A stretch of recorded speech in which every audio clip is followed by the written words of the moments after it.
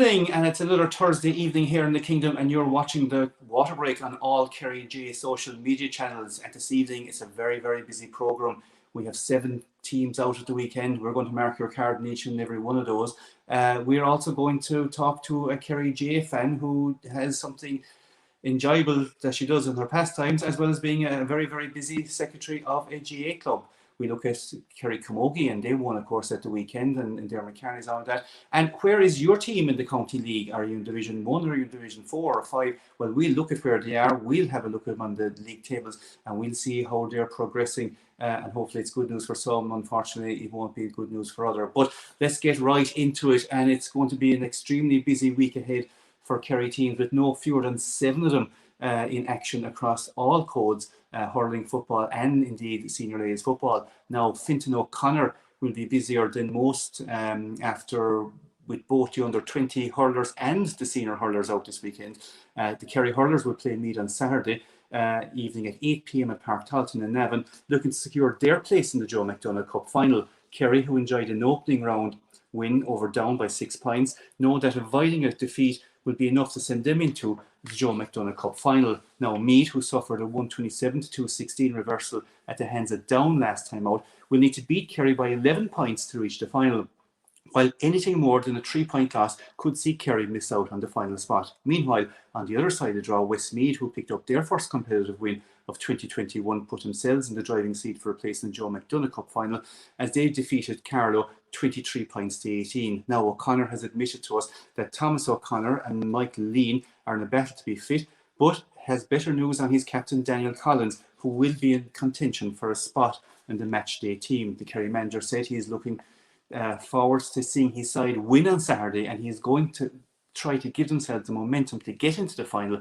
which actually will be a curtain raiser to the Leinster Senior Hurling Final in Croke Park on July the 17th. Now, Kerry will reveal their team on Friday evening, and you can see it first on kerrygaa.ie, as in all the teams will be up there on Friday evening, and the game is actually streamed live by Park TV, and you can get more details on that on Meet GAA. And Radio Kerry will have commentary, of course, on that game as well on their Facebook page with Mike O'Halloran and Andrew Morrissey. So definitely, if you want to tune in there on Kerry, you can get all what's happening there, which is very important. Now, tuning to the football, Kerry travel to Semple Stadium on Saturday evening, again with a 7 p.m. throw-in time, and they take on the current Munster champions Tipperary, with a place in the senior final at stake for the winners. Now, Kerry's last trip to Semple Stadium for a Munster semi-final against Tipperary was in 2015, when they defeated the home side 214 to 28, with Paul Ganey, the only starter from that evening, still in the starting setup for the Kerry team. Last year's champions Tipperary suffered relegation to Division 4 last month, but manager Peter Keane has ruled out taking the Premier County lightly, saying that respecting Tipperary's champions, and he's only looking at one game at a time. You've already played a game at that venue this year in terms of playing Tipperary. Well, I suppose this group wouldn't have been that familiar with it, so having had the benefit of getting there is definitely a plus. But look, we're now going playing the Munster champions, and we're playing them at home, so we're expecting another battle in 2 weeks' time, which is going to be very difficult for us. That, of course, was Peter Keane talking after Kerry's victory against Clare in the Munster quarter-final. Now, Kerry do report that Tony Brosnan is an injury concern ahead of Saturday evening's game, with Keane expected to stay loyal to the side who gave them a 17-point win last time out. Now, the game is live on Radio Kerry Sport. It can also be viewed, of course, on Sky Sports, and the winners will take on Limerick or Cork in the Munster Senior Football Final. It is, of course, a game as well that will welcome 3,500 spectators to it, with clubs currently working their best, I suppose, with limited tickets. But anybody that wants a ticket, they can be in for a draw with their local club, and they can do the best that they can, hopefully. Again, 3,500, nice to see people back in the gate. Now, after a wait of 6 months, the Kerry minor footballers are back in action again, and it's the Kerry minor footballers class of 2020. We remember them last December, of course, winning the Munster Championship, but they're going to finally get a chance to go back out and play their Electric Ireland GAA Football All-Ireland Championship semi-final, when they face Connacht champions Roscommon at the LIT Gaelic Grounds on Sunday at 2:30. Kerry's manager, James Costello, of course, says that it's a long time coming, but he is delighted that they're getting a chance to finish the competition, and he has heaped praise on his backroom team for keeping the team in tip-top shape. You know, we have a great management team. I mean, with COVID, it was the S&C guys who do all the heavy lifting. So it was Mark Evans and Aidan O'Mahony who did all the heavy lifting there in the dark months. You know, they were on the Zoom calls. We have a brilliant medical team, Ger Keane, who was obviously involved with the senior 3 years, and Julia Boost.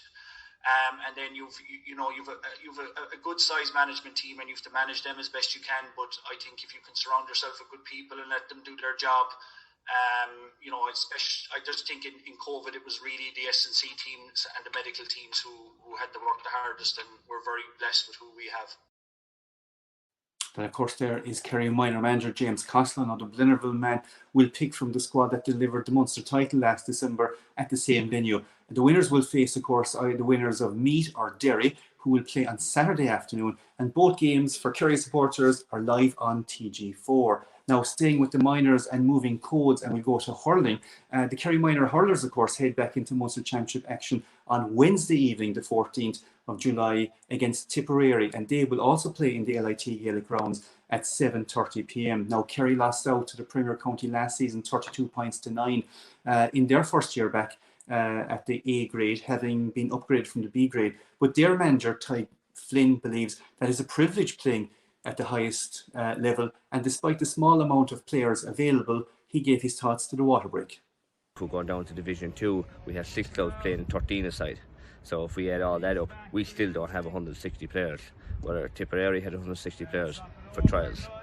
So that's the difference. And of course, it really is going into the deep end, because you're in the Munster A, which you reappeared there from last year. How has training been going? I mean, you're obviously training now a couple of weeks or even maybe a few months at this stage. Are you happy with what's going on? Yeah, training's been going well. I suppose the biggest concern, going forward for us was that maybe the players have been a small bit overworked. Like for the last number of weeks now, they've been doubling up with county hurling and county football leagues, which is understandable, because at the end of the day, a lot of these players have been, for the last number of months, like as the rest of us, have been inactive. So it's important that the club players get their games as well.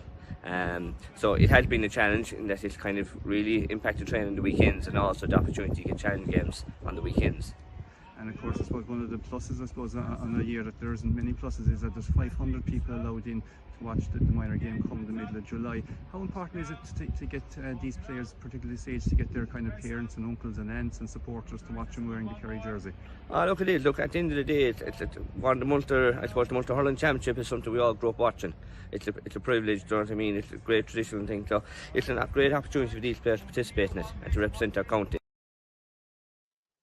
That, of course, is the words of Tig Flynn, the Kerry minor hurling manager. We wish Tig and James Costello and all the Kerry minors, football and hurlers, the very best of luck as they take their outings. Now, another team that will take their outing, of course, is the Kerry under-20 hurlers. Clare are the visitors to Austin Sack Park on Monday night next, as the under-20 hurlers open their Munster campaign, hoping to build on the credible performance against Cork last season. Now, the side is also managed by Kerry senior manager Fintan O'Connor, and he will have a number of players who he called on from last season to play again this season, so that will strengthen up. But he also will call on senior panellists Nathan Guerin, Colin Walsh, Sean Sheehan for the game against the Banner as well. And we wish them the very best of luck as well as they head into it with Fintan doubling up. Now, the under-20 footballers are also out. We'll mark your card there, because next Thursday evening, the 15th of July, Declan O'Sullivan will lead his Kerry under-20s into action for the first time as a manager, as he heads the Páirc Uí Chaoimh, as Kerry put their provincial crown on the line against Cork. Now, O'Sullivan has said that his side will play football like a team that are grateful of the experience, considering the long layoffs and uncertainty due to COVID.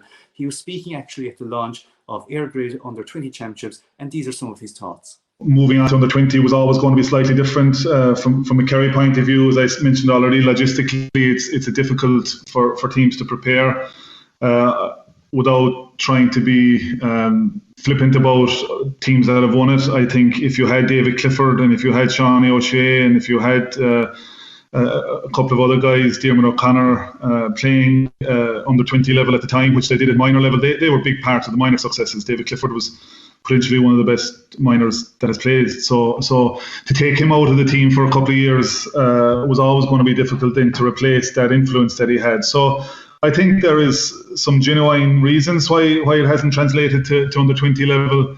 Obviously, we still wouldn't be overly happy with not being as competitive as we'd like to maybe. But I think this group in particular, given the circumstances and given what's happened over the last year and a half, I think it's a different type of preparation this year. I don't think pressure comes into it. I think it's about enjoying the experience. It's about being grateful that we have this opportunity now that we can go out and train hard and prepare for games ahead. So it's an opportunity rather than pressure. We don't see it as any particular pressure on ourselves. As Declan Sullivan, of course, taking no pressure on ourselves as they head into their Munster Championship game. As I said, that will be on TG4. Now, another game that will also feature live on TG Car is on Friday evening. It's the first game of the weekend, 7:30, Cusack Park, Ennis. And it's the Kerry Senior Ladies. They get their campaign back underway now following a very disappointing defeat, of course, in the league. It is great to see them back out so quickly. They're in a group, of course, that consists of three teams. They've Donegal as well as Galway. Galway they face the next evening. Two of the three teams get out of the group, so it is kind of vital that Kerry get a win now. Galway did defeat Kerry in the championship in 2019 when they recorded 11 points without a reply to defeat the Kingdom by 4. Now, speaking to the Waterbreak, Kerry's wing back Aisling O'Connell believe that they will learn from their disappointments of their league loss, and we'll hear some of her thoughts now. Yeah, I suppose it was very disappointing, but like we don't have much time to dwell on it. With the 2 weeks, even less than 2 weeks with the game on Friday. So we reflected on it on the Wednesday, did a video analysis and just kind of parked it there. Went out on the pitch and just trying to change up a few things, trying to learn from it is the main thing. I suppose we didn't really show up on the day. It wasn't that we were, I suppose, unfit or I don't know, like there's a lot of things that we can control from that game that we can change. So we're hoping to put those into action against Galway. Yeah, and I suppose Aisling, just kind of just a sidebar of the Division 2, 3 and 4 finals, I suppose there was a lot of players in those teams and in the Kerry team as well that are playing their club football in a different county. Yourself, obviously, and Andrea, I suppose, now as well coming out. How difficult is that to juggle the fact that you're playing in a different county, but yet you travel down, you play with Kerry, and the same for the girls. Some of the girls are playing with Louth and other counties like that. How's that been for you, and how's that to juggle? And what's it like to go back to your Oak and meet up with the likes of Emer Scally and maybe both discuss, how your counties are getting on the whole lot? How just maybe talk about that for me, please. Yeah, I think it's actually kind of benefited me. Like obviously I grew up playing with Orla and then Scartaglen ladies, and you're playing matches in the county marking the likes of Louise, Hertig. You're doing that in training anyway. So then when I went to Cork, I was marking girls. I suppose you're marking Darren O'Sullivan more often, marking Orla Finn more often, you're marking Emer Scally training and the two Clearys. So I actually think it's benefited me massively, and even seeing different management. We had Tom Scally and John Cleary, and then this year we've done Coyne. Like we just have, a lot of. I don't know. It's benefited me because I'm getting a new skill set, playing with new players, and then inside and with Air Oak, I'm fullback, which is a little bit different as well. But just getting used to that as well. I think it's stood to me so far anyway. But I'll be hoping to get back to Scart eventually if it works out with work anyway and getting closer to home. You'll be always welcome back home in Scart, and you'll be mad for you. Come here, the last one for me, and I'll let you go. Kerry got 4 players in the team, the league. I suppose maybe 3 of them would be in Kerry terms, inverted commas, kind of old hardies. But how important was it for somebody like Niamh Carmody to get one? I mean, she's a good young player playing midfield, coming up. How you obviously play with her inside. Maybe for people that wouldn't know Niamh Carmody, what kind of player is she? How good is she? What can people expect and that kind of stuff maybe? Oh, it was unreal for the 4 girls to get it, but especially Carmody. Like, she's just an absolute workhorse, and she doesn't get the recognition she deserves. She's kind of like our Donica Walsh and the women. Like, she's just up and down the pitch, getting blocks in. She'll do anything you tell her. As a back, if I'm calling her back, she'll just get back. She doesn't even question you. So it was brilliant. And for Nuacht to get that, for the young girls in Nuacht to see someone like Niamh Carmody, seeing her around the town or whatever, and then to see that she's being recognised at a national level, like, it's just brilliant. Oh, it's brilliant, yeah. Like, even just for the warm-up, I suppose when there wasn't that many there, I could just see my family, because I bought their tickets for them, so I knew where they were sitting. So it's just nice to be able to, I don't know, see them, and kind of just brings you back down to zone you like back into the game if you're kind of drifting. But it was lovely for them even to travel up. I'd say it was my mom's first time even going to Croke Park.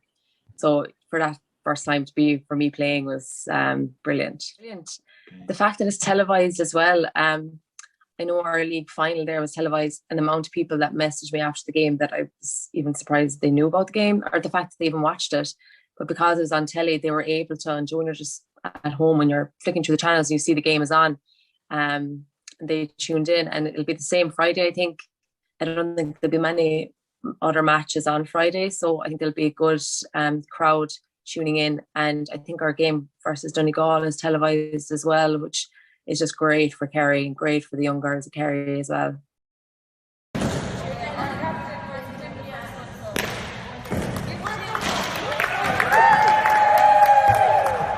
One team that have a week's break, they've been out fairly regularly over the last couple of weekends, the Kerry ladies Camogie team. And joining us there is Dermot Carney, who followed them up last week to Mungret, and a Munster Championship and a cup fully deserved, and they took it home fairly easily in the end, Dermot. They did, Donal. You know what? The first half was all Kerry. You know, they never looked like they were going to lose, but then, you know, it was easy for them at the start of the game, but then there was that 15 minutes in the second half where it looked a little bit, you know, it looks a bit edgy, and the league got cut down to 6 points, and then, you know, they got a right earful from Ian Brick at the water break, and then eventually they went on and managed to get the scores that won them the game in the end. You know, it was comfortable for them toward the latter stages of the game, but you know, they did have that 15 minutes where they were poor enough, and Ian wasn't shy to tell them that. And, you know, going into the intermediate championship, he even said, like, you know, when you're playing teams of that level, you know, you should be putting away Clare fairly handily here today. And, you know, in the first half, they done that 1-8 to 3 points going into half time. And, you know, Clare's only scores came from Sarah Loughnane from frees in the first half. It was the 40th minute before they got a point for play. So, you know, they were well-deserved champions, especially after the game against Cork. But, you know, I don't know if it was the weather that played an effect in that spell during the second half or not. But, you know, they got there in the end, and, you know, they were happy, and they were fully deserved of the win. Yeah, well, talking about being happy, I suppose it's always great to see a team celebrating. We have footage here of them actually winning, and we'll cut that footage there. Oh, put up your hand, Orla! Oh, my God. Keep that up and I'll come back refereeing. And of course, that photographer come referee, or referee come photographer from Ballyduff, Paddy White, threatening to come back, which is great as well. It's great to see scenes like that, though. I mean, you know, it was something that was achievable. They've achieved it now. They obviously, as Ian Brick has said, that they need to move on. Maybe I presume, like, obviously they are playing at the junior. They would have been the favourites coming to it. But how impressed were you with players like Sarah Murphy, for example? I mean, like, she won Player of the Game award. It obviously says that, you know, even though they won well, a huge defensive effort obviously went into it as well, Dermot. Yeah, you know, the Kerry defence definitely has been a standout for that team for the last number of years, and Sarah, of course, is no stranger to have been, you know, a fulcrum of that defence. And, you know, she played phenomenally well. Obviously, as you said, she won the Player of the Match award. There was definitely a tie between her and Jackie for it, but, you know, when Clare did threaten, Sarah was back there. I don't know how many hooks and blocks she made.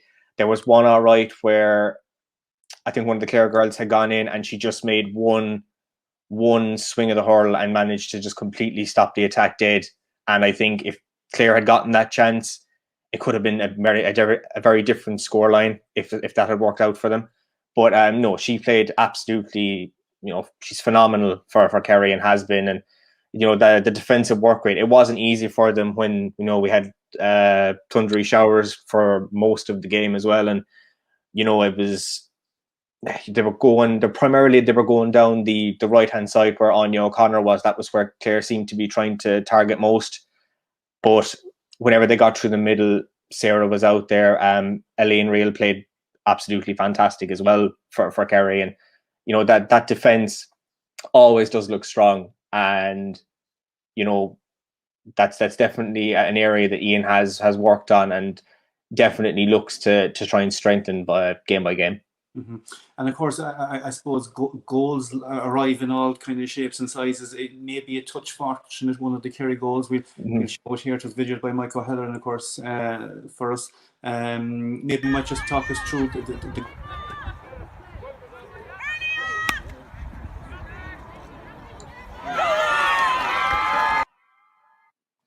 Now, as goals go, yeah. How crucial was that at the time it arrived? It was definitely crucial. It just came maybe a minute or two after the water break where Ian was, and I won't repeat what Ian did tell the girls. I will not say what he said.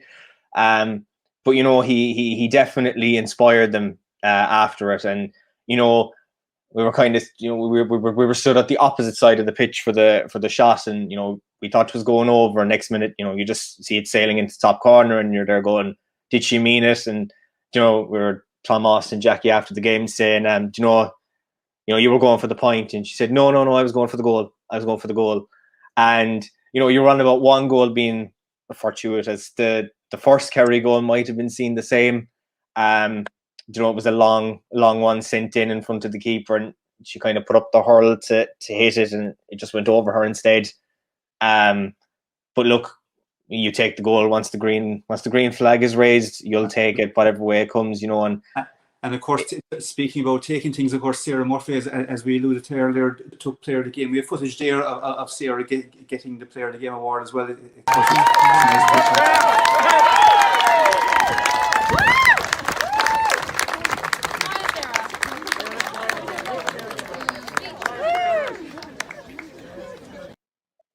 Yeah, nice moment there for Sarah Murphy, player of the game, of course. Where to from now, I suppose, there was the question. The junior championship is in the bag.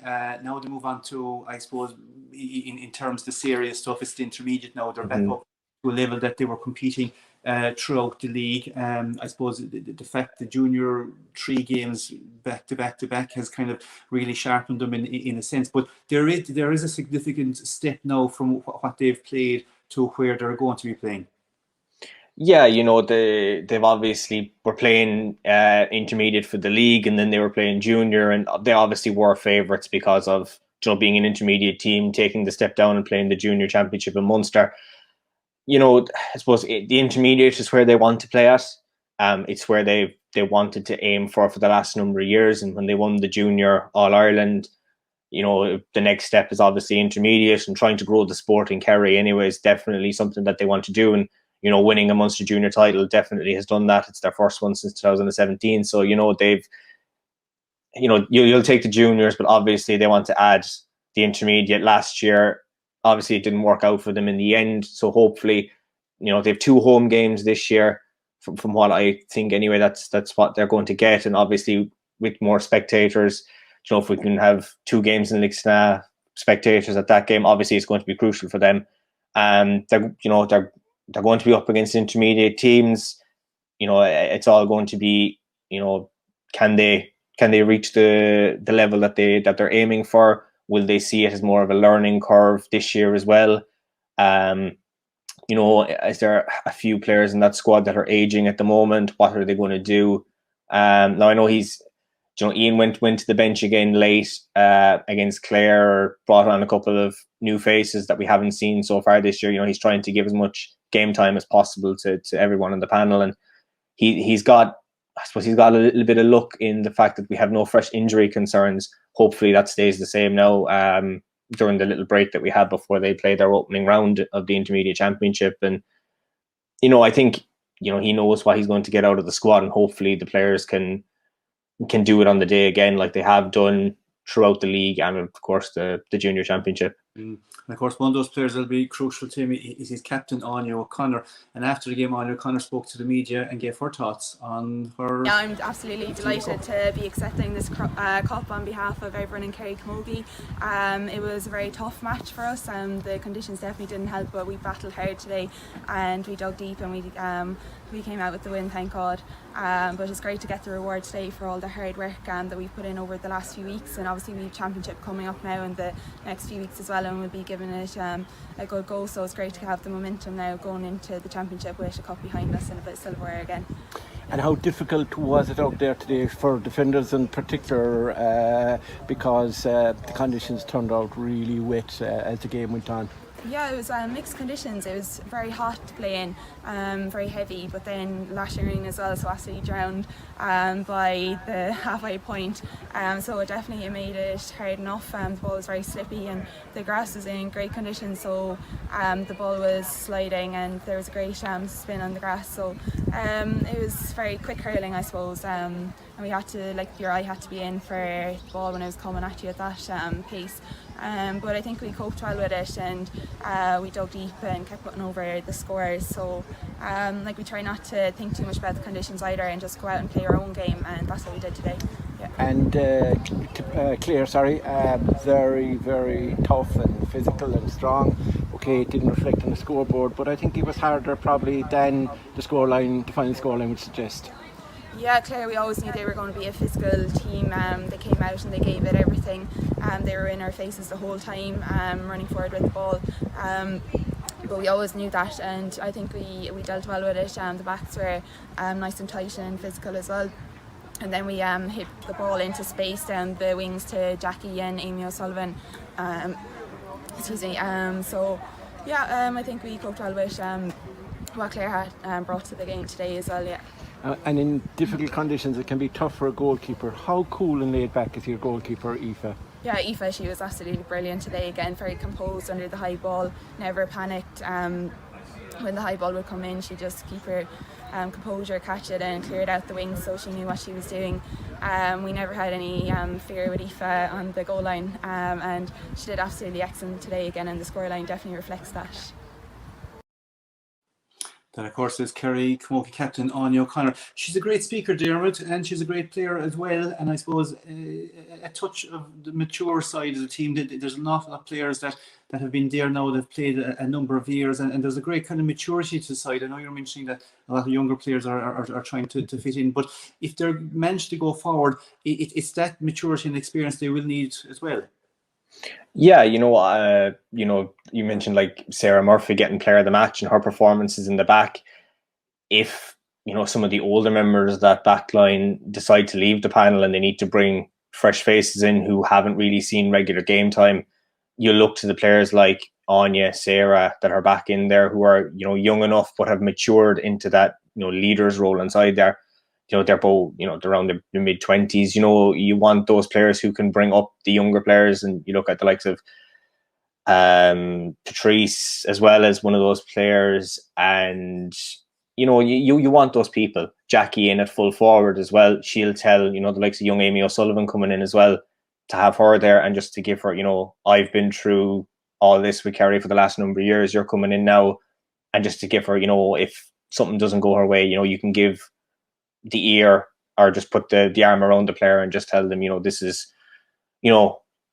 how we do it, just try and get over it, and we'll work hard, put your head down and, work hard. And I know that Ian is doing that as the manager, whether he's, even when he was given the earful, as I've alluded to during the water break, he was motivating the players rather than saying, you're not, there's 15 of you on the pitch. He wasn't singling players out or just saying, look, lads, come on, what are you doing or whatever. It's just like, look, you want to play at the intermediate level. You're not showing that you're going to play at the intermediate level today, and just try and bring everything on. You could hear from the sidelines, I suppose you're really close to the game, and you just hear everyone shouting at each other and just giving them words of wisdom and encouragement. And that's what you want from those players, whether they're young or old. try and have that team bond going forward. Mm-hmm. And of course, Ian Brick, of course, former manager of the Kerry under 21s as well. So I mean, he certainly is a manager with great experience at intercounty level. And after the game, he gave his thoughts to the media. We have that. Mission accomplished. Munster final one. Yeah, absolutely. It's going to be a difficult game all week facing into it. We knew that Clare were going to battle from start to finish, and that's exactly what we got. At the same time, we knew that we had had the upper hand over Clare over the last couple of years. And I suppose it's a dangerous position to be going in with, to be complacent, I suppose, about a final. I don't think that was the case today. I think that Clare were really more up for it in the early stages than we were. At the same time, we got a lot of good scores, I suppose, when we had to. And then again in the final quarter, after Clare had put it up to us again, I suppose, more so in the third quarter, we were able to break away again. And I suppose at times we showed a lot of composure on the ball as well, and a lot of skill and class. But you would have to really give credit to Clare that they gave it everything on the day. And what about the first quarter where he led? Patrice, I think, had got 3 from play. Jackie got a point. Aoife could have well got a point as well, and maybe Amy. And they had only scored, I think, 2 frees. They didn't score from play, I think, in the first half. That's a credit both to the attack and to your defence as well. It is, yeah. But at the same time, like Clare, we're fighting for every battle and every ball. But it is, like I say, it's an indication of where the girls are at the moment, without having played their best, that they still can stop the opposition and that create our own scores up at the other end at the same time. Saying that, we were still disappointed, I suppose, as to how we played, but it's exactly the type of game we expected from Clare, and they just brought a different level of physicality, which we didn't cope with, I suppose, very well early on. But yeah, you have to give them every credit for battling right through to get a good win in the end. Ian, you had a very good league campaign. A great league campaign, really, to miss out in the knockout, just by scoring difference. No, you came into the Munster Championship. I mean, I know you were saying that you didn't really play well. To be honest, I mean, comparing that to a lot of your games previous to this year, the fact that you think that isn't great says a lot about where the team are now. And you're now going into the All-Ireland Championship with a title under your belt. So, I mean, you'd have to say there's really been a very strong progression over time in the overall team. I suppose there's different ways of looking at it, but we also could say that maybe the girls could have played better maybe the last couple of years. That, fair enough, I suppose progress has been made, but have we underachieved? I don't know. It was maybe an argument we discussed during the week. I suppose it's one way of keeping the girls motivated and keeping them going. But all I can say is, the girls really they were disappointed at the same time in their own individual performances. A lot of things didn't work out. Now, of course, conditions weren't great, and the opposition were full, I suppose, fully committed to the win themselves. But yeah, there's different ways of looking at it, but it is really important to back up the good performances, I suppose, with titles and silverware. And like, this is our third year on the road now, and it's the second title, I suppose, only. But yeah, look, we're competing Division 2. It's a different level, I suppose, up, and the championship obviously is going to be a different ball game as well. But we know that we're going to have to play far better to be able to compete at that level. But we know at the same time that we can. But it's to be able to keep it going for longer is the key, I suppose, really. There was in the third quarter, they scored 4 in a row. We got 2 points, and then they scored 4 in a row to bring it back to 6. That was kind of a little, you could consider maybe a fade out, if you want to use that word. And that's happened before to Kerry in different games. Is that just the opposition having their moment, or is it something that you would be looking at and saying, look, we have to play with the same ferocity and intensity for 60 minutes? Yeah, well, I suppose that's the dream for any manager or for any team to be able to do that. But there's if you look at any game, in any sport, in any competition, that there's very, very few times that one team who goes into a game expecting to win will actually come away with a convincing or easy win. And it is very hard, I suppose, maybe after the first quarter even, and when we got the soft goal in the second quarter, certainly complacency can set in, and we say, okay, we have this one. I wouldn't say I'd be worried or disappointed in a way, because when we had to do it, I suppose, against Limerick, when there was very little in the game, we were able to drive the game on. But it is, I suppose, when you are comfortable in a way, it is hard to drive on. And like I say, in fairness to Clare, they drove on themselves, and they were much more physical in the second half, and they took the game to us, and we responded then again in the fourth quarter. So ideally, of course, to be able to play well for the 4 quarters, but when you're not playing well, to try and limit the opposition, and we didn't concede a whole pile there in the third quarter either. And of course, it's Ian Brick being asked all the hard questions by Mark Murphy and Jimmy Sullivan Darcy, who were at the game. One final question for you, Darren Carney. Where do we see and when are they back in action? Well, we'll see them over the next few weeks. I think it's the end of July and start of August is when we'll have the next few games. You know, they play, they play Tipperary, Derry and Laois. I'm not too sure which they'll play first, off to my knowledge. Obviously, they lost to Laois last year. They obviously played Tipperary in the league at the start of the year, and obviously they won that game. So they'll be well known to Tipperary. Whether they're going to be a different side now begs to see what we'll see on the team sheet on the day, whether they'll have the same team or whether we'll see some new faces in there. And then obviously Derry, haven't seen a whole lot of Derry in the intermediate level, so I'm not too sure myself as to how we'll do against them. But you know, as Ian's alluded to, you know, Kerry are, you know, they're a good team on their day, so hopefully, you know, they can do it this year. I believe it's the top 2 from the groups will advance, so hopefully Kerry can do it, and they're not reliant, as the league came down to, you know, going on score difference rather than, you know, getting through. You know, they done so well against Tipperary on the final day, only for Galway to beat Cork. So hopefully we don't have another situation like that going forward for the championship. Mm-hmm. Well, obviously they're on the run of wins. Obviously they won that last game, the league. They won all the Munster League games, so they'll be heading in with a possible great momentum. We'll be taking a break from it. Dermot, you'll be taking a break from it from Camogie for a while. And what we'll do is we'll go to our commercial break, and we'll come back to you in the second half of the show.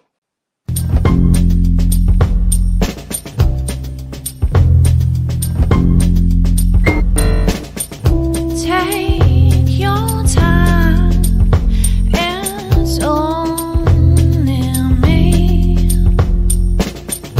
We got lives to lead. Where we'll go, I do not know. Make it slow, make it slow.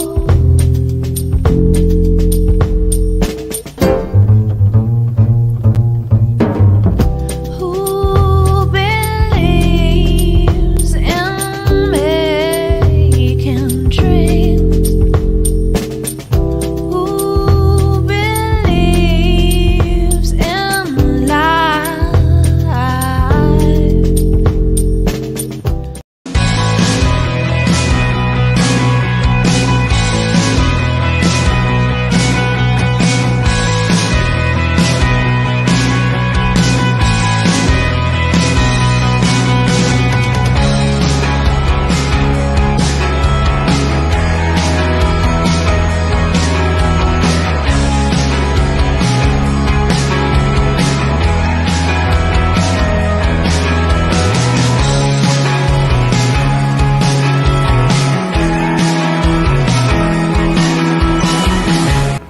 We're here in Killarney today to launch Win a House. You can win a house through the Kerry GAA with a simple raffle.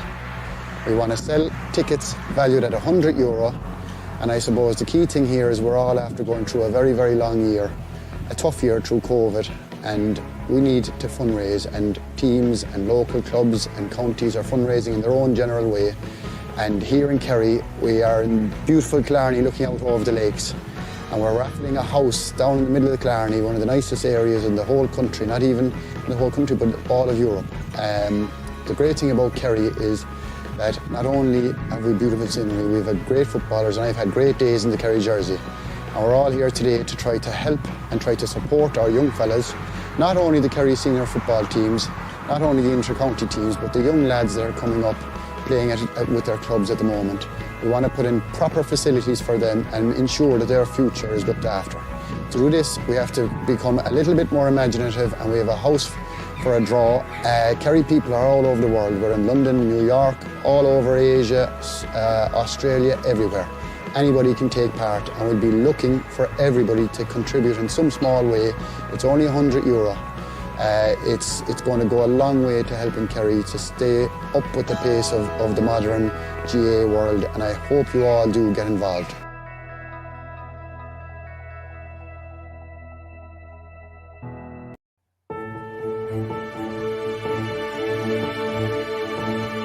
Tá Sean O'Shea tar éis gradan PWC GAA agus an GPA de Fallador na Mísa a bhócant. Bhí fear an Nadine Harkeen i ré na sreatha agus an tedil sin ar nóid a roinn na haon rointe idir Kerry agus átha clia.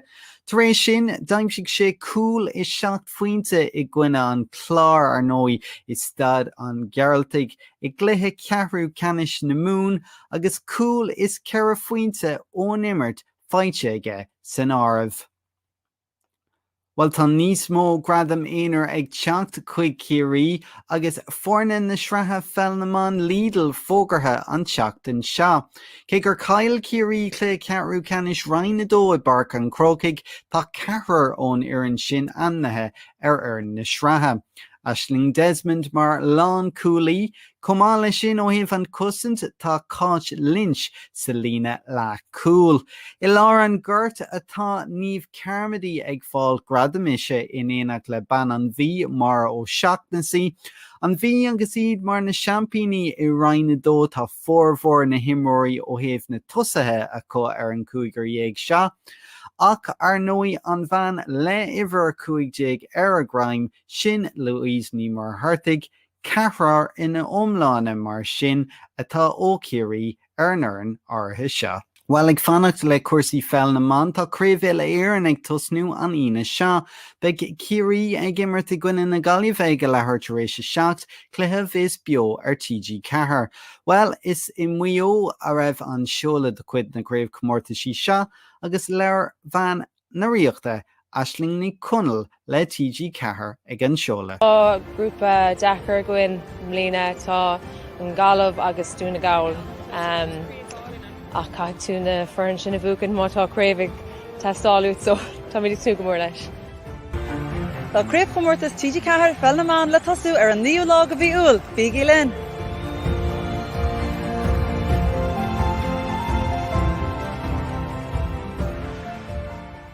So mí áit timpeall na tíre a mín gansathe Kerry le feiscint ach go bhfuil go céile feictoríd thsála comá, cosú leis an teachtain seo. Agus lads brusnach ag taú leis an idal ag comórtas soccer Euro 2020.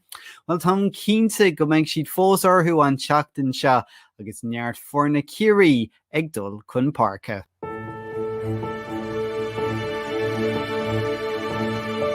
Now, and you're very welcome back to the Waterbreak, and now a special guest, Orla Coyne, is joining us. Something really special. Really, we've talked about the footballers, we've talked about the venues. Now we're going to talk about supporters, and Orla Coyne, she is the person behind the Kerry GAA fans Facebook page. There's over 9,000 people liking that, and basically it gives you all the information of all the games that are going on from a fan's perspective. Orla, delighted that you joined this evening. How are you getting on? Good, Donald. Delighted to be asked to be part of this programme. No bother at all. You're well deserved. First of all, Orla, I suppose before we go on to what you kind of do, and you do very well, maybe give us your own background and how you landed yourself into a love of the GAA and how did it all come about? Well, I've always liked it since I was a child, really. And I suppose my granddad was very enthusiastic about the games always and things like that. And he lived into his 90s, and I suppose we always followed the GAA together and whatever. And I suppose then my aunt started going, and she brought us along in 2006. Was my first game.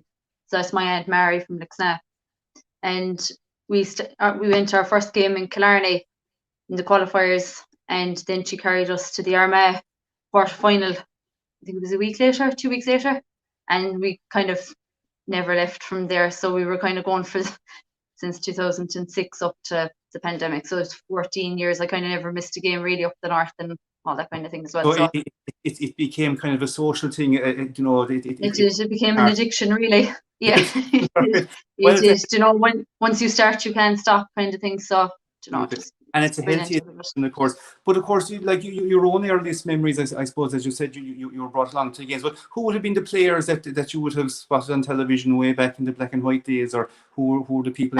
You'd have Seamus Moynihan, and you'd have the O'Sheas, of course, have been iconic in every household, and of course Maurice Fitzgerald. I suppose that point in Thurles kind of brought everyone into it as well. You know, it was a massive. I even remember that game, like watching it as a child, John. You were just in awe of what he was able to do, and you were saying, geez, I hope someday I'll actually be able to meet him as well. So I've always followed South Kerry and things like that since a younger age, and I've always kind of gone down to games down in Carsveen and that kind of thing. So, you know, it was great fun. It's gas how you can define Maurice Fitzgerald. By I watched that game because that's the game everybody knows about that point in time. That's it, yeah. That's it. Not a lot of games, but yeah, absolutely. And I suppose it was an iconic moment. It was great that you were there, obviously, and I suppose that helps all enough for it. Obviously, we would say away from supporting it, you were a busy person yourself. You were the secretary of Lixnaw GAA Club. How is that going?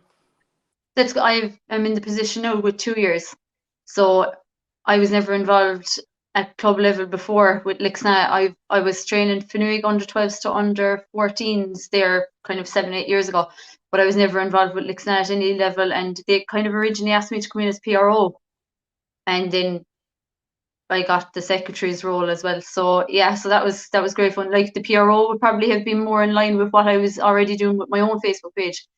The secretary's role was a big step up, all right. I wasn't really sure what to do, and especially the COVID has kind of changed the whole perspective on that as well.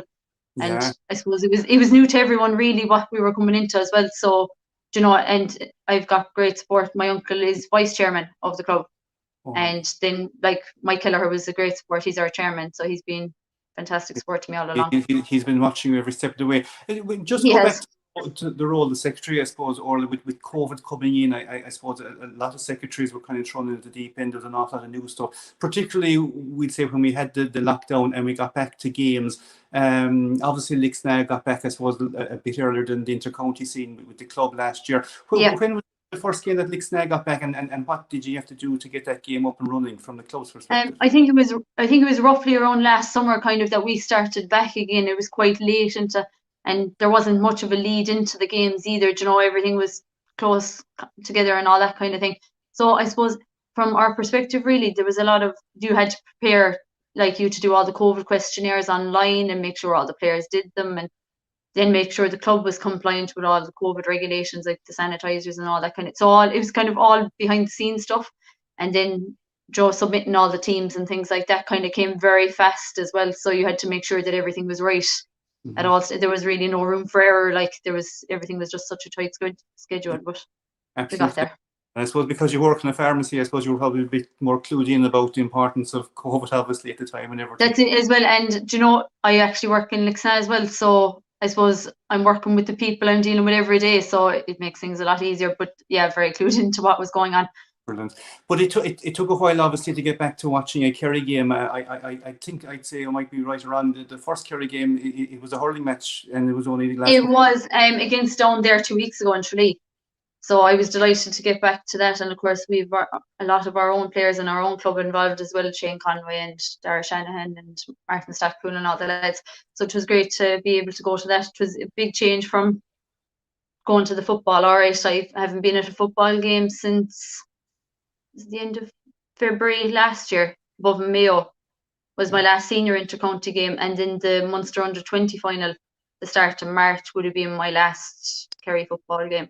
So it's a long time And I suppose talk to me about the football games. Obviously, I suppose it's just the way it pans out. A lot more people tend to go to them, and there's buses going up the country to Tyrone and Armagh, Donegal, the whole lot, and you've been part and parcel. But that obviously gives you an extra family link as such, because there's obviously people on that bus that you only know from being a Kerry supporter, and when you get on that bus, I presume the crack is great. The journey is good. You know where to stop. I suppose you stayed overnight. You had the banter and the whole lot. Who were some of the people on that bus or in that circle that are other kind of people like yourself that are great supporters? And I suppose because you weren't allowed to go to these and probably still can't, you miss out on that link as well, particularly socially. So the Kerry Supporters Club has been brilliant. I mean, everything is just so well organised. Martin Lean, Donny, John King, John O'Connell, all the lads, they're great. Like, everything is laid on and everything. You just basically sit into the bus and away you go, and everything's organised. It's brilliant, absolutely brilliant. Like, I go in the North Kerry bus. So we'd have Stella Enright from Tarbert, whose son Shane played there with Kerry as well. And you've different people from like all over North Kerry. It's brilliant. And you pick up people maybe in West Limerick as well, on the way and things like that. And Kerry O'Shea from Tralee, Tommy Dowling from Tralee, all those kind of. Mary, my aunt from Lixnaw, travels as well with us. And you'd have people from like Rathmore, Valentia, all over. Like, so it's absolutely brilliant. You meet some great people, like, and they sing songs and the crack on the way down is something else. And it's all part and parcel. Now, one of the things that you're quite famous for, Orla, is obviously getting all those photographs, and we have an amount of photographs to go through. We might throw a few up and you might tell us. But I suppose one of the things people kind of always kind of say is that, players, they don't take time to take photographs and they might want to sign autographs, but it doesn't seem to be an issue or a problem for you. You seem to rock up with your Kerry gear and your hat on, and you seem to get a photograph. They're that accessible, really, aren't they, to players after matches? They are, and at the end of the day, like, people like put them up on a pedestal at times, and I mean, that's well deserved as well, but they're just ordinary people as well, and they've always given great time to everyone who's gone up to them. I've never seen any player to ever refuse anyone. But like, obviously, if they lose a game, you have to have respect for them and stand back and say, look, give them time and give them space, and you'll get them again. It's not as if, like, I've met several players outside of the Kerry GAA circle, like Cork, Limerick.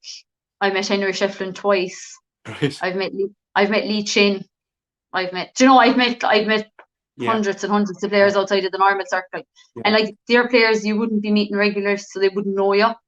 But they'd still give you the time, and they'd still give time to talk to you. Even like, they were running into Croke Park, but they'd still give you time, that kind of way. So the GAA is great, really, in that way. And it's amazing that, look, as you know, they are accessible. I suppose we're wrong to ask, maybe pick a few of your favourites, but as opposed to other ones that aren't your favourites. But we'll say if you had to kind of we'll say pick a few more memorable players in the sense that that you had to work a little bit harder to get the photograph or whatever it was, or maybe a funny story or whatever. Would you have any couple of those on you at the moment? Well, I suppose, like, in the early years, we kind of didn't bother getting photos. We kind of left that go because you just feel you're too young and you just don't want to be kind of plaguing the players. So I suppose, like, the likes of when you get Gooch and Declan Sullivan and Killian Young and all Brian Cheethans and all those, they would be. That's actually one of my favourite photos. This one here. That was the night of when they came down on the train. We got that in Killarney train station. And we were above the game, and we had come down on the train, and then the Crokes train arrived about a half an hour after us, so we waited on, and like, Colm knew that his two biggest fans from Lixnaw were coming after him, so he waited. And that photo there that I took of him actually lifting the cup, 100,000 people saw that on my page, so that was one of probably the biggest achievements I've had with the page, has been that photo. Amazing. And of course, that was a very important moment for Colm. Of course, to the cup that it kind of eluded him in a sense, and to get it, and I suppose all the history goes with it. And of course, it just goes to show you as well. It's not just the county teams, because that obviously was a club game. You were spotted in South Kerry out the blue there a year ago or 2 years ago. Tell me about that travel down. South Kerry final. Yeah, St. Mary's in Drummabelow and Portmagee. Yeah, I know, it was one of those ones you wouldn't expect to see me really. But no, I went down with Mick Allen from Fieries and I went with DJ Downey from Duas. So yeah, no, DJ decided he was going and we were getting into the car and whatever regardless, and we were travelling down for the day and a bit of crack, and we didn't actually make the replay. But yeah, we saw enough on the sideline that day to keep us going for a long time. You stayed for all the fun and afters, as they say, below South Kerry before you went home, and That's it, yeah. Plenty enjoyable action that day. Drummer, of course, winning the replay. Mick Allen, there's a name now that people will pick out of the pile and say Mick's a wonderful character. Obviously, I mean he's a real supporter. He's been everywhere. Proud Fieries man as well. Yeah, Mick is a massive part of the supporters club and a massive part of every one of us going. Like, we've built up such a good relationship with all the older generation going as well. And I suppose the stories and the information they have is totally invaluable. He actually wrote a book as well. Okay. And it's all about his going to the games and different games and kind of what stood out for him and things like that. So it's definitely worth it as well if you can get a copy of it. It's hard enough to get it, I think, but there's a few of them floating around the place, I think. So. Well, hopefully all things go well. We'll meet Mick again. He can tell us. That's it. Yeah, he'd be definitely worth an interview anyway. Definitely. He's a great man to talk, and in fairness, he's a great sport, and we wish him the very best luck as well. I suppose just finally wrapping up. I mean, the page. I mean, it's kind of taken off massively for you. I suppose, like everything, it takes a while, but you know, I mean, you have the hurling, and you have the ladies, and you have the camogie, and you have the team. Where do you get all the time for it? I actually have no idea, to be honest. I started in 2016, and literally the only reason I started it was because I like taking photos. Yeah. And I just kind of said, look, if I get 100 followers, that's my goal. Yeah. But the more, I suppose, the more people that it starts getting attention, like it took off completely. I was not expecting to be where I am today with it. But there is a lot of hard work that goes into it, I won't lie, like most of my life. Is devoted to it. Yeah. Like when I'm not going to the games, you're either editing photos or trying to get material for the page, really. And I suppose with the COVID, with the last 12 months, I usually get about 2,000 followers roughly a year. Yeah. So I suppose it had slowed down a bit, all right. But there's a couple of other pages out there as well. So I suppose we're all kind of competing with each other, really. So but no, it's great and I love it, and I'm glad people enjoy it as well. That's why I do it, for other people's enjoyment. So there on the screen, Kerry GAA fans, if you want to give it now a like and know what are with the thing. Orla, I suppose we'll get you out of your comfort zone. Obviously the Kerry hurlers are out this week. The Kerry footballers are out. Actually, the minors and the whole lot. The whole lot are out this weekend. Yeah. And stories and everything. Obviously, with your Shane Conway #1 fan from Lixnaw on your hat, it's a very important game for the hurlers above in Navan on Saturday evening. It is a crucial game, absolutely, and I'd love to be able to go, but it's just too far. So yeah, I hope they do it, like, and that they'll reach the final the following weekend is the key for them as well. So. And of course, the senior footballers are obviously in Thurles as well at the same time. In Thurles as well. Same time, yeah. So that's going to be a logistical nightmare. Yeah. But no, even on the page now, I look forward to trying cover both games. But it's going to be hard to do the two together. Like, you'll be trying to keep an eye on maybe Sky, and I don't know if the Kerry game is actually being broadcast at all. So you'll be trying to keep one ear to the radio and one eye on the TV, that kind of thing. So it's going to be hard going, but sure, look, we'll get through it. And the ladies are out as well Friday night. So right. The ladies are out Friday night. Big game for them as well. Starting their and I think the Camogie are out as well the weekend, aren't they? Yeah. Or is it? Yeah. I think they have a week off now. They or have they a week of a break and then they play down the following week? So I get totally confused with the whole thing. Absolutely not. Well, I suppose in all fairness, that's what happens when you're a good support. You want to follow them all. Orla, listen, thanks very much for joining us this evening. I mean, it certainly was a tonic. Keep taking the photographs. Keep doing the work that you're doing. And obviously, I suppose you do your day job as well as Secretary of Lixnaw GAA. Oh, very important, crucial. He had an amazing draw there, quite successful. A bit of work for you. You very modestly didn't mention it, but what did you do there for a bit of a draw? I wasn't actually involved in the committee myself. They appointed a separate committee for that, but the lads, Fergus Fitzmaurice, Karen Corrigan, Jennifer Conway, they all did absolute Trojan work. in raising such a huge amount of money in such a short period of time. It was a great initiative that they come up with, and we've a long way to go with the fundraising for the AstroTurf and ball wall, because it's about 200,000, so we have a long way to go, but fair play to the lads. They'll dig deep, and I'm sure they won't let us down, and they'll keep going. So hopefully, yeah. And so club people you're mentioning there. Listen, Orla, thanks very much. It was absolutely smashing. That No bother at all, Donald. Thanks very much. No bother.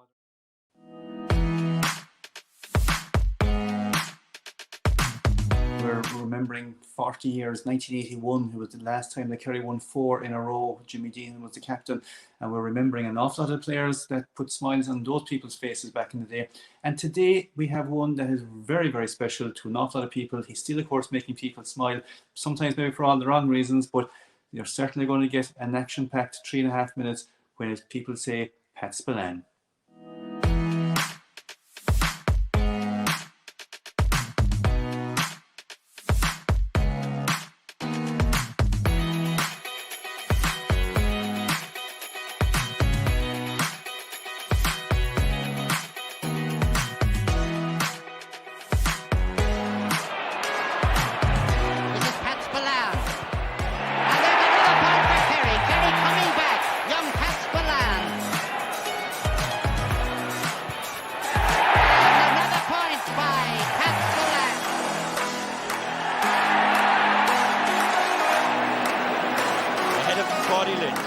Getting the pass now, and then a quick pass to Pat Spillane. This is dangerous for Cork. Pat Spillane, and it's goal from Pat Spillane.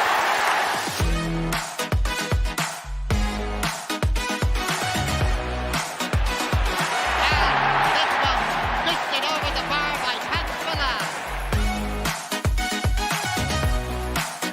And David Hickey up the field. Pat Spillane again. Well, I don't know who your idea of the man of the match is, but I know that mine is Pat Spillane. Well, we're very happy and very relieved to have beaten Dublin. I think we had a repeat of 75. We played with the same spirit and the same determination. We're very happy at the moment.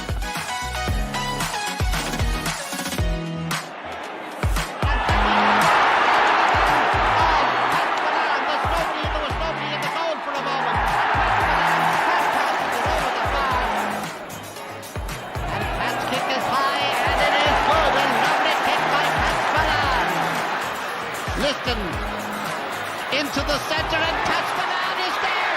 It's a goal. It's a goal. How did that? Yes, it's a goal. It's a goal.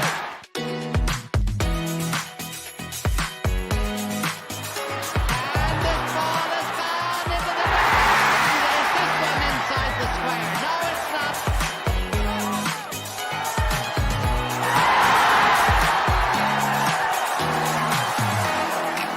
Linked with the last Cork victory here is Kerry Camogie. This is Pat Spillane. Oh, easiest thing you ever saw. On the way from Dublin again, but no, they're not, because Pat Spillane comes slipping in. And Pat takes a shot. It's high, and it's over the bar. What a lovely shot by Pat Spillane. This is Pat Spillane, who's still out there. Still out there in his own wing. Or is it? A lovely kick, a lovely point. Oh, what a beautiful point. The half-back line again, supplying it for the half-forwards for Pat Spillane. This is an important kick. That's why he's the great player that he is. Struggling to hold on to it. Timmy Dowd again, up on his man. Ger Power, 1-8 to 5 points to score. Kerry behind. Pat Spillane. A goal by Pat Spillane. A brilliant goal and a brilliant reply. And the winner for a record 8 All-Star award is Pat Spillane of Kerry. It just had to be, they're saying here. He's won every honour the game can offer. Only he's done it more often than any. And of course, that's the wonderful Pat Spillane, and we'll have a lot more of those wonderful videos to show you throughout the rest of the month, 2 weeks, thanks to GAA now as well. Now, Pat Spillane, of course, plays with Temple now, and we're going to take you through all the clubs in our next section of the County League. This year, of course, County League football, slightly different to previous years because the groups have been cut down to 16 groups, 1A and 1B, and the whole lot and all the way down. But we'll go through some of the results from last week. We'll take a look at the various tables, and we'll have a look at the permutations after round 3. Now in Division 1A, Crokes had a narrow 10-9 win over Stacks. Dingle, of course, had a very narrow 11-10 win over Kilcommon. Spa won 14, John Mitchell's 15 points. In 1B, it was a win for Rahilly's. It was another win for Killarney Legion, and that was a great game below in Kilmere, and it was on Gaeltacht and Kilmere Shamrocks with a 1-6 to 9-point draw. In Division 2, it was a win for Castle Island Desmond's. St Mary's won at home, and again it was a draw, dropped a point possibly for Glenbeigh Glencar, 10 points to 1-7 against Nagale. In 2B, Guinea continued away with a fantastic win over Temple No. Balmacelgate were winners over Listroy, and Aunaskal and Joan Pearce's was 1-9 to 10 points to Aunaskal. Now on to Division 3A. St. Pat Spillane was 11 points, Keele 8 points, Listowel, Emmett's 15, Glenflesk won 10, Churchill won 12, Ardfert 7 points. In Division 3B, Lawn Rangers 7-14, St. Helens won 7, Milltown Castlemaine 2-11, Curra 10 points, and 4-8 was Fiery's 3-13, Lisbole won 8, Tarbert were 16 points to 1-7 winners over Waterville, while it was 9 points for Castle Gregory to 1-5 to Bale, 1 point win there for Castle Gregory, and in 4B only 2 games taking place. Fossa beat Scarty Glen 110 to 4 points, and it was a dramatic rivalry draw back in South Kerry between Renard and Skellig Rangers, who finished 1-11 apiece. Now on to Division 5A, St. Michael's Filemore 1-15, Myvan 2-9, Ballyduff 1-11, Lawn Rangers 1-7, Austin Sacks 1-12, and Kilgarvan 8 points. And in 5B, there was wins for Ballylongford, Cordle, and an away win for Slieve Derrynane. Now Division 6 is a new division, of course, and that's divided into A, B and C. Predominantly B teams and C teams, with obviously 2 Sisters and Valentia in there as well. In 6A, it was a win for Rathmore, Guinegulla 2-9, 3-3 for Glenflesk. In Division 6B, it was 2 Sisters, 22 points, Valentia 1-7, Kilmere 3-8, Milltown Castlemaine 17 points, Crokes 2-10, Kilcommon 2-6, and in 6C there was wins for Dingle. Fieries picked up a win 3-5 to 1-8 over Desmond's, and Fossa defeated Nagale 2-16 to 2-8. So what does that mean in brass tacks, and what does that mean basically in terms of the groups and the divisions? And we'll go through those now with you as well. In Division 1A, which is an incredibly tight division, Dingle topped that group with 5 points. Crokes, of course, with 4, Spa with 3, Kilcommon 2, Stacks 2, and Mitchell's 2. Very, very tight. The winner of the group goes straight into the final, and there's a very, very important game next time out because Spa host Dingle. Spa win, of course, could scupper Dingle's chances. Kilcommon and Crokes, again, a very big game for Kilcommon coming up. The Kilcommon win will put them on to 4 points. Crokes, of course, if they win, will move to 6 points. And at the bottom, the Stacks and the Mitchells are playing. It's a repeat of the Tralee Town Board final, and both Tralee clubs obviously looking for points. Nobody wants to finish in that 6th position because it's automatic relegation, and the team that finishes in 5th position will go into a relegation playoff with 1B. So let's have a look at 1B and see who they're likely to meet. In 1B, it is Rahilly's that are heading the way with 5, Gaeltacht on 4, Kinmere and Legion have 4 each, and Rathmore and Beaufort already been cut adrift a small bit with 1 and 0 points.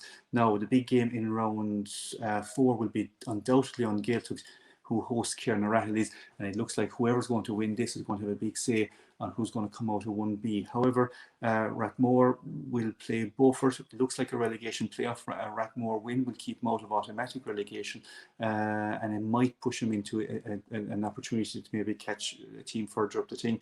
But again, Legion and Kilmere both on 4 points. Both of them will play each other, and plenty to play for both of those. Now, nobody wants to drop down to Division 2A or 2B, but who's coming up from 2A and 2B? Desmond's are in absolutely sparkling form at the moment with 6 points. Glenbeigh and Clare, of course, haven't been beaten, dropped a point in the last round. They're on 5. St Mary's, Carsavine 4 points. Nagale, of course, 2. And down in the bottom positions, Ballydonoghue and Dr. Croke still looking for a win. Next time out, St Mary's hosts Ballydonoghue, Desmond's and will host Glenbeigh Glencar, and that certainly is the tie of the round there. And Nagale will play Dr. Croke's B, and again, plenty to play for points at stake. But at this moment in time, Dr. Croke's will need to pick up a win. Now in Division 2B, on the other side of the draw, you're looking at Guineguilla topping, having beaten Templenoe quite convincingly in the last time out there on 6, 4 for Templenoe, Ballymac of course on 4, Onascal 2, Drummond are on 2, and Listry bringing up the rears on 3 and sitting in a very, very awkward spot at the moment. Next time out, Onascal hosts Listry, Ballymac will host Guineguilla, which is quite an important game. Ballymac, of course, on 4 and Guineguilla on 6. And then the other game on that group next time out will be Templenoe, who will host Drummond. And again, Templenoe probably want to get back to winning ways and seeking to get back up to Division 1. They are certainly will need a win next time out. Now, into Division 3A. And this is the group that Churchill and Listowel are certainly in charge of, both on 6 points. Neither team have been beaten. St. Pat Spillane hanging in there as well with 4 points, only had the one loss so far, while Glenflesk and Keele and Ardfort will certainly be looking to pick up points to avoid automatic relegation and that relegation spot that could put him in danger as well. Next time out in 3A, Glenflesk will host Keele, St. Pat's will host Churchill, which is quite a big game actually, because if Pats can get their 2 points there, they'll peg back Churchill. And on the other side, Ardfort, who are pointless, are at home to Listowel, who will, with a win, certainly put themselves in contention of getting up to Division 2.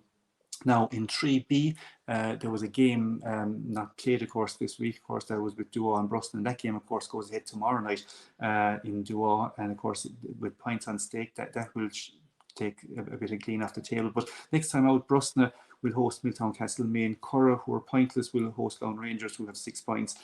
Sennons, of course, also pointless, will host Duaw, who have 2 points, but possibly might have 2 more, and then again they might not, depending on that back game. Onto 4A, and again a very tight group here, loads of teams in contention. Fire is of course topping it, Castle Gregory only on points difference behind them. Bale, of course, are still in the mix, and Tarbert, Wharfel and Lispole are the teams with a small bit to do in that group. Next time out, Lispole, of course, who are pointless, will play Tarbert, who have 2 points. Castle Gregory topped the group with 6 at the moment, and Fire is also table toppers with them. Both of those teams clash next day out. Again, a hugely important game for both sides, and Bale will be looking to pick up 2 points as well at Waterville when they travel down to South Kerry. Now 4B, another division that missed the game last weekend, Knocknagoshel and Finooge, of course, they will get their season back on next Friday, which is basically tomorrow evening. Also, big game next time out will be Fossa and Renard, both teams in flying form, top of the group. Renard, of course, dropping a point to their neighbours, Skellig Rangers, last time out. But again, a big win for either side here will certainly put one of them in the driving seat. Skellig Rangers on 3 will host Knocknagoshel, and Finooge will hope to get points against Scarty Glen when they host them at home as well. Now 5A and 5B, a couple of big games here as well. Obviously, Austin Stacks are powering through. Ballyduff have 6 points as well. St. Michael's Filmore with 4, and again Kilgarvan, Moyvan and Lone Rangers needing to make up a small bit of ground.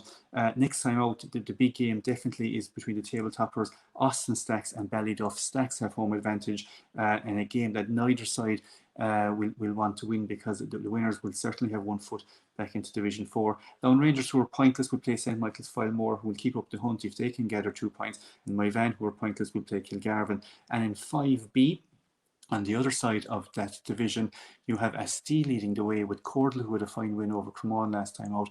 Cremon, of course, still in the pace as well with 3 points. Ballylongford, Steam Derrynane and Kieran Radley's B, of course, the other teams in that group. Now Asti next time out will host Cremon. Both sides are on 4 points, so win will be crucial for these sides. Cordle, of course, top the group, will have a home game against Ballylongford, and Rahaleys will hope to get their season off to a win when they see Sneem Derrynane travel all the way up to them in thing. Now in Division 6A, 6B and 6C, an awful lot going on here, an awful lot of divisions, a lot of teams playing B football, of course, and junior football. In 6A, it couldn't be tighter. You have Glenflesk, Mitchells, Guineguilla and Rathmore all in with a shout and 4 points. Legion, of course, on 2, and Spa not too far behind, 2 wins, and they're back in the mix, and they obviously have 2 games left to find that. Now 6B, we will have a look at 2 Assist, of course, lead the way there, and I see them with 3 wins. Dr. Crokes, of course, with their 3rd team with 6 points. Kimere Shamrocks, of course, with 3 points. Milltown Castlemaine have 3. Kilcommon and Valencia Young Islanders both hoping to get their season off to a win next time out. And in 6C, Again, a lot of football being played. Fieries lead the way on 6 points. Fossa Dingle have 4 each. Nagale have 2. Desmonds have 2, and Spa have yet to win a game in Division 6C, but again, there's a couple of games for them to play.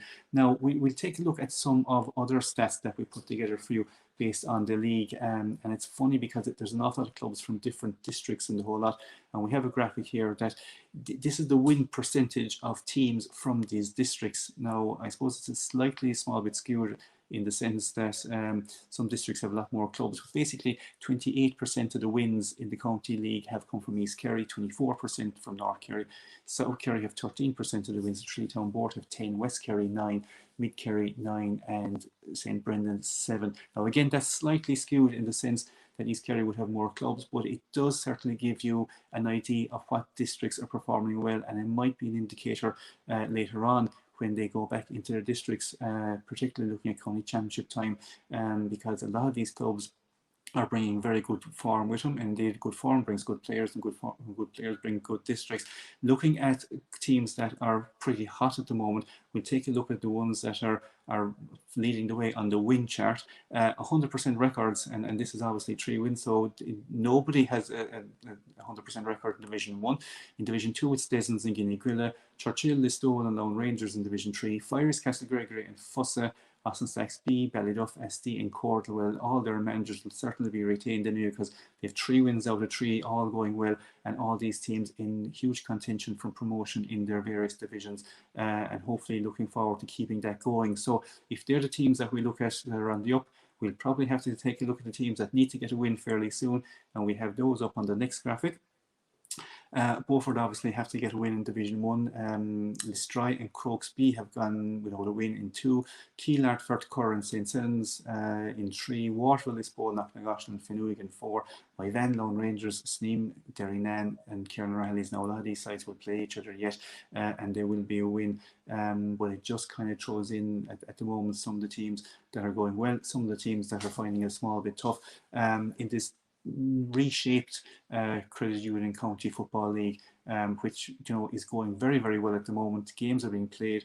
There's huge interest. The junior section to it in 6A, 6B and 6C has seen an awful amount of football being played, and I suppose it's the one thing, playing games is very important, but obviously winning is very important as well. And tonight, to end our Waterbreak show on this Thursday evening, we have to end with nobody else other than the Kerry Camogie ladies, who won last Saturday evening. Come on, you can do better than that.